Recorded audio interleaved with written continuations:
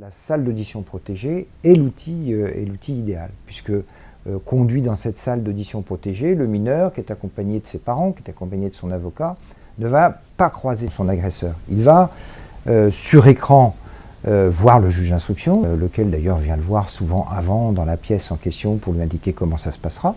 Et puis il va ensuite répondre aux questions. Il verra dans cette pièce sur écran également la personne qu'il accuse comme agresseur, mais à aucun moment ils n'auront l'occasion de se croiser. Et donc tout est fait pour que cette confrontation puisse être établie, faite dans des conditions les plus sécurisantes possibles pour cette jeune victime. Il faut éviter à nouveau le traumatisme qui va le paralyser. Il faut qu'il puisse s'exprimer et qu'il ait le sentiment de pouvoir s'exprimer librement, sans menace, sans contrainte, et donner véritablement son interprétation à lui des faits, sa version des faits. C'est ça qui nous paraît essentiel.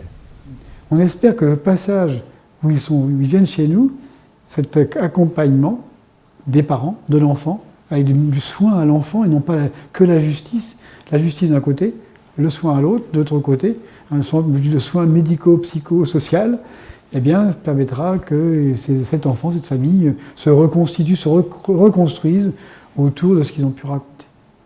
Alors, les bénéfices de la PAPED, c'est le gain de qualité, du recueil de la parole de l'enfant. Ça facilite grandement.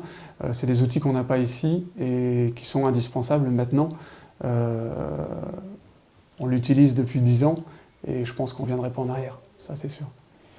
Quelquefois, les faits sont contestés par leurs agresseurs. Et il est important aussi que le tribunal ou que la cour d'assises ait vraiment le sentiment que la parole qui a été donnée, la parole qui a été portée, le témoignage que le mineur donne, eh bien, des violences ou des agressions qu'il a subies est véritablement un témoignage totalement crédible. Et qu'on sente que cet enfant ou que ce jeune adolescent a pu s'exprimer en toute sécurité.